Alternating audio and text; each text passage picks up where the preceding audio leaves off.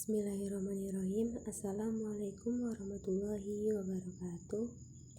Pertama-tama, marilah kita semua panjatkan puji syukur kehadirat Allah SWT yang telah melimpahkan rahmatnya kepada kita, berkat ridho dan karunia-Nya, sehingga pada kesempatan kali ini kita dapat melanjutkan perkuliahan mata kuliah metodologi penelitian secara virtual.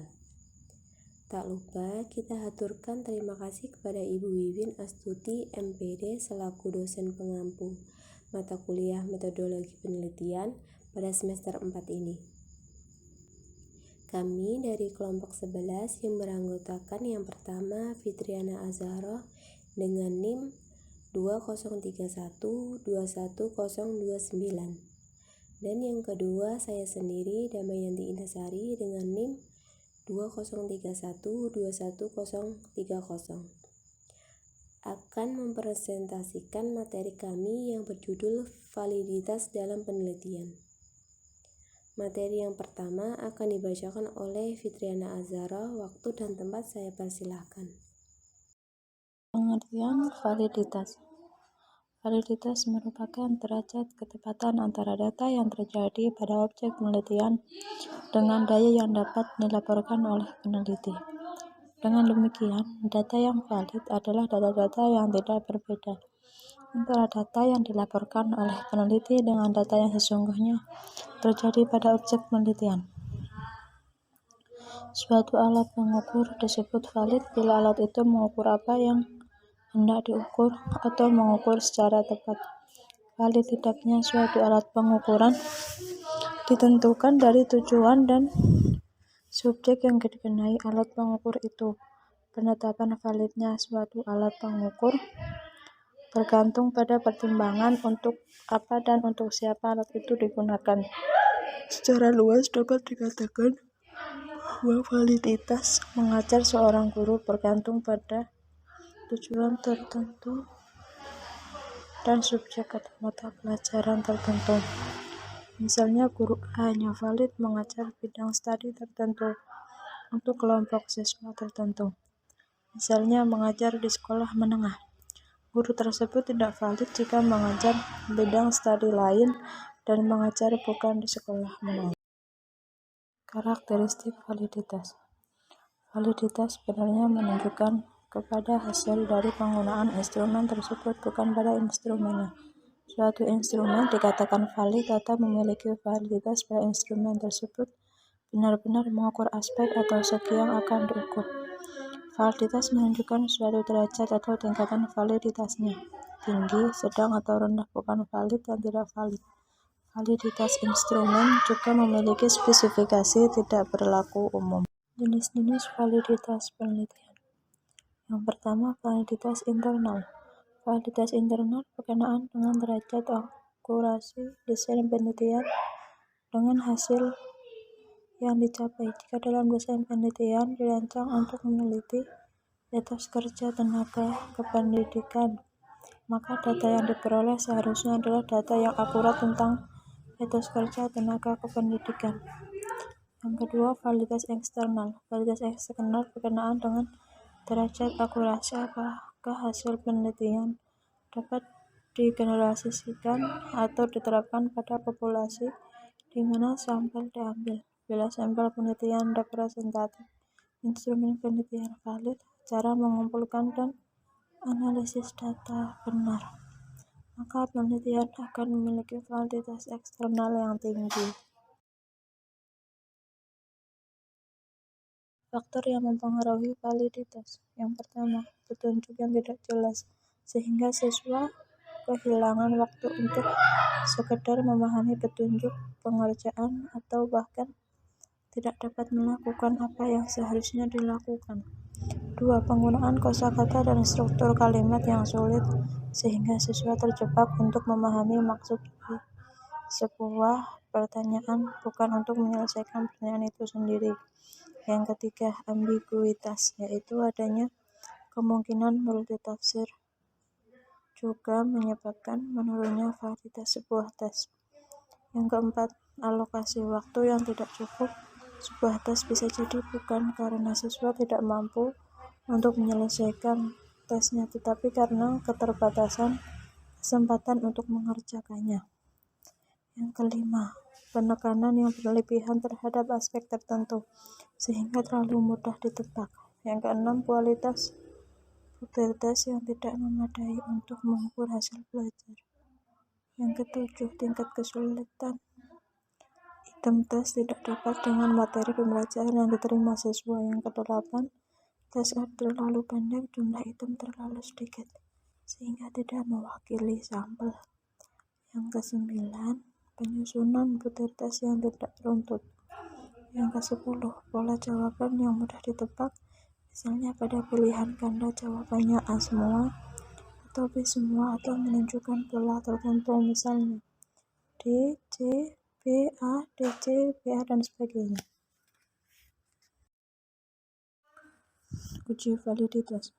Validitas menurut Ghazali digunakan untuk mengukur sah atau valid tidaknya suatu kuesioner. Kuesioner dikatakan valid apabila pertanyaan pada kuesioner tersebut mampu untuk mengungkapkan sesuatu yang akan diukur oleh kuesioner tersebut. Yang kedua, pengujian kuesioner dibagi menjadi dua, yaitu validitas faktor dan item. Penjelasannya seperti berikut. Yang pertama, validitas faktor. Validitas faktor diukur bila item yang disusun menggunakan lebih dari suatu faktor, antara faktor-faktor atau kesamaan. Pengukuran validitas faktor ini dengan cara mengkualifikasikan antara skor faktor atau penjumlahan item dalam satu faktor dengan skor total faktor atau total keseluruhan faktor. Yang kedua, validitas item. Validitas item ditunjukkan dengan adanya korelasi atau dukungan terhadap item total. Perhitungan dilakukan dengan cara mengkualifikasikan antara skor item dengan skor total item.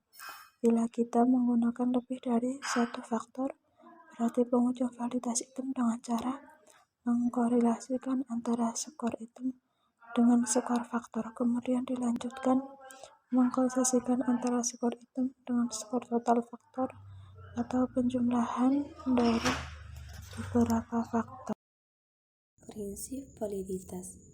Ada beberapa prinsip ketika melakukan uji validitas, yaitu antara lain yang pertama, interpretasi yang diberikan pada asesmen hanya valid terhadap derajat yang diarahkan ke suatu bukti yang mendukung kecocokan dan kebenarannya. Yang kedua, penggunaan yang bisa dibuat dari hasil asesmen hanya valid terhadap derajat yang arahnya ke suatu bukti yang mendorong kecocokan dan kebenarannya. Yang ketiga, interpretasi dan kegunaan dari hasil asesmen hanya valid ketika nilai yang didapatkan sesuai. Yang keempat, interpretasi dan kegunaan dari hasil asesmen hanya valid ketika konsekuensi dari interpretasi dan kegunaan ini konsisten dengan nilai kecocokan. Langkah-langkah pengujian validitas data. Ada beberapa langkah atau strategi yang dilakukan untuk mencapai validitas penelitian kualitatif.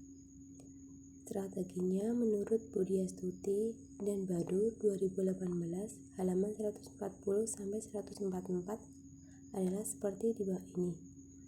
1. Uji kredibilitas atau validitas internal. Kredibel maksudnya adalah seorang peneliti dipercaya untuk mengumpulkan data yang real di lapangan serta menginterpretasi data autentik tersebut dengan akurat. Pada uji kredibilitas ada beberapa poin penting. Penjelasannya seperti di bawah ini. A. Triangulasi. Triangulasi terdiri atas triangulasi teknik pengumpulan data, triangulasi sumber data, triangulasi teori, dan triangulasi peneliti.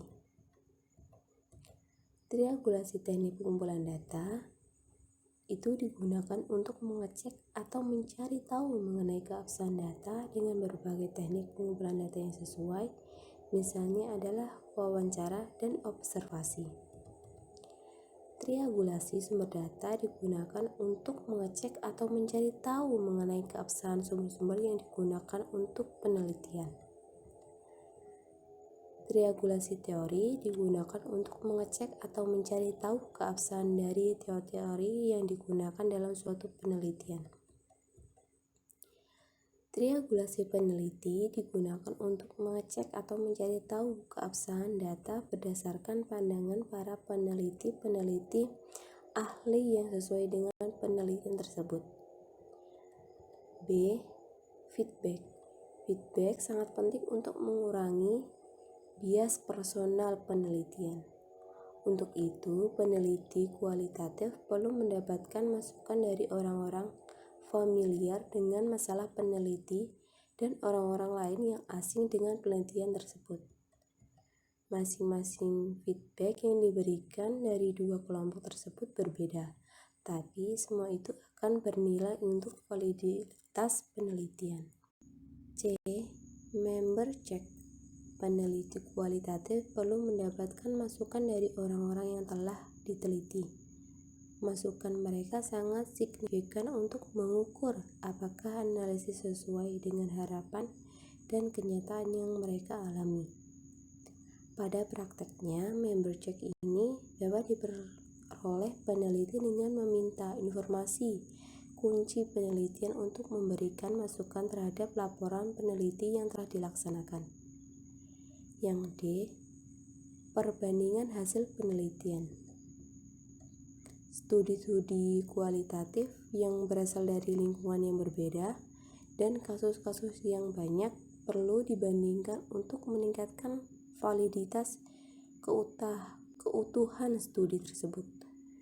Kasus-kasus yang diteliti juga perlu dibandingkan dengan studi-studi lain yang perlu dilakukan orang lain dalam konteks yang berbeda, sehingga dengan membandingkannya, peneliti dapat memberikan informasi dan hasil analisis data yang khas sesuai dengan kasus yang dialaminya.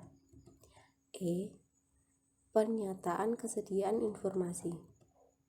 Peneliti harus menyertakan beberapa kesepakatan yang berkaitan dengan peran partisipan dalam penelitian. Pertama, peneliti perlu menjelaskan siapa peneliti dan untuk apa penelitian tersebut dilakukan. Peneliti juga perlu menyertakan bahwa keikutsertaan partisipan dalam peneliti adalah bersifat sukarela dan dia berhak untuk mengundurkan diri tanpa paksaan selama proses pengumpulan data berlangsung. F. Memahami setting penelitian. Peneliti kualitatif disarankan perlu mengenal setting penelitian dengan baik sebelum melakukan penelitian, sehingga proses pengumpulan data dapat dilakukan dengan baik. Oleh karena itu, peneliti dituntut untuk melakukan kontak awal dengan para informan kunci dalam komunitas atau organisasi yang berhak diteliti. G. Pertanyaan iteratif. Salah satu keahlian yang dituntut bagi seorang peneliti kualitatif adalah kemampuannya mengajukan pertanyaan-pertanyaan feedback berdasarkan alur tema, diskusi, atau wawancara. Pertanyaan-pertanyaan tersebut diajukan untuk mengonfirmasi apa yang telah disampaikan informan selama proses wawancara. H. Kualifikasi dan pengalaman peneliti. Kredibilitas peneliti kualitatif juga dapat ditentukan oleh latar belakang pendidikan, kualifikasi, dan pengalaman peneliti dalam melakukan penelitian.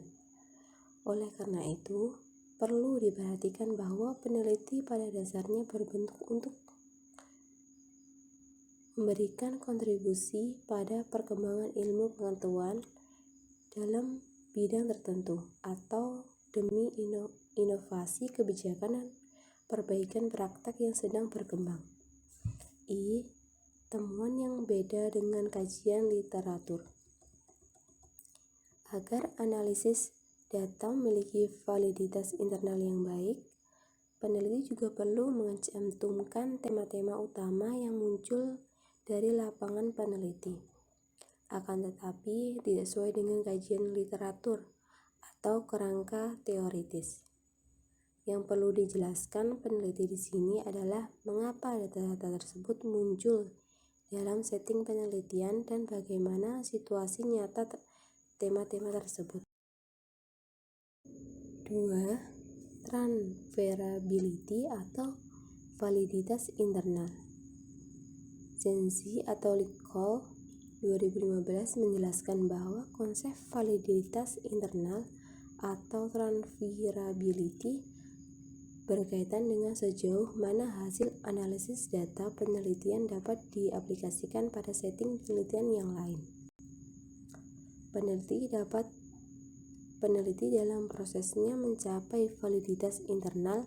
Peneliti kualitatif perlu menjelaskan hal-hal mendetail seperti di bawah ini. Konteks organisasi atau komunikasi yang diteliti. Persyaratan menjadi informal penelitian. Jumlah partisipan yang berpartisipasi. Alasan penggunaan metode penelitian tersebut. Waktu yang dibutuhkan untuk wawancara atau observasi. Waktu yang dibutuhkan untuk keseluruhan penelitian tersebut. Yang ketiga, dependability. Dependability disebut juga dengan reliabilitas. Peneliti yang reliable adalah apabila orang lain dapat mengulangi atau mengaplikasi proses penelitian tersebut. Dalam penelitian kualitatif, uji dependability dilakukan dengan cara melakukan audit terhadap keseluruhan proses penelitian. Audit dilakukan untuk auditor yang independen atau pembimbing. Yang keempat, conformability. Conformability dalam penelitian kualitatif disebut dengan objektif penelitian. Penelitian dikatakan objektif jika hasil penelitian tersebut telah disepakati oleh banyak orang. Cara menghitung validitas. Dalam menguji validitas tiap butir soal, maka skor yang ada pada butir yang dimaksud dikorelasi dengan skor total. Skor tiap butir soal dinyatakan dengan skor X dan skor total dinyatakan dengan skor Y. Dengan diperolehnya indeks validitas tiap butir soal, dapat diketahui butir soal mana yang memenuhi syarat bisa dilakukan dari indeks validitasnya.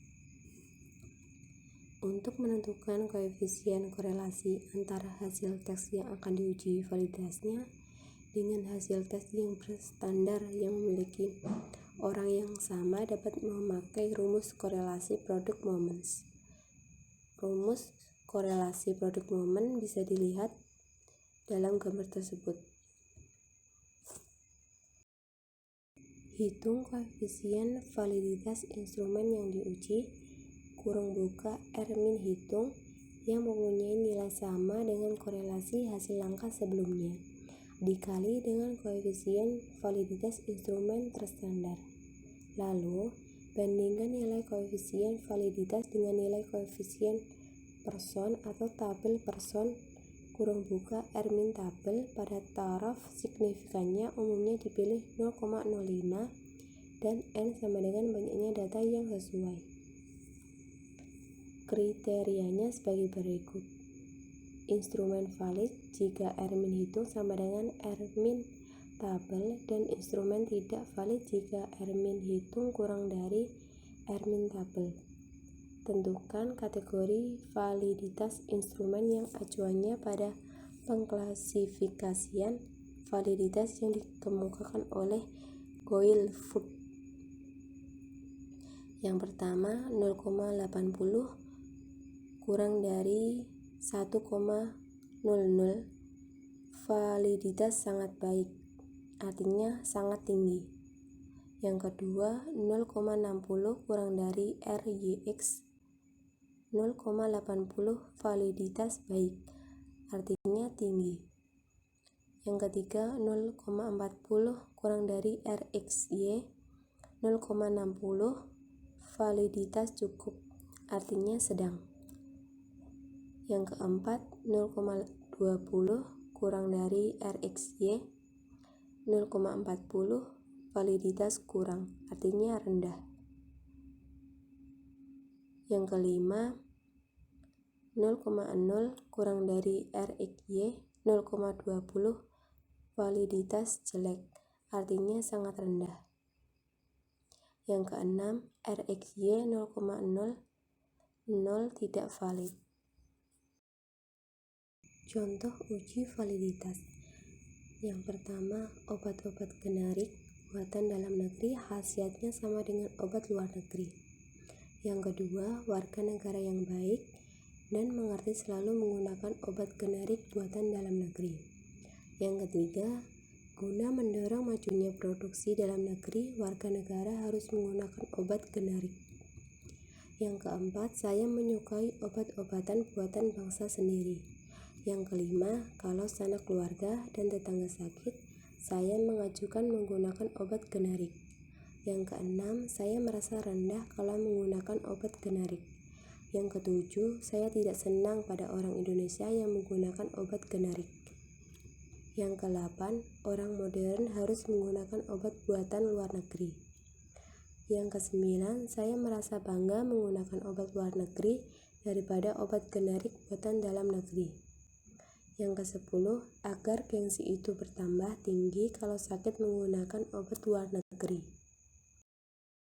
Kami ucapkan terima kasih kepada teman-teman semua yang telah menyimak materi dari kami. Sekian presentasi dari kelompok kami, kurang dan lebihnya mohon maaf, semoga bermanfaat. Wassalamualaikum warahmatullahi wabarakatuh.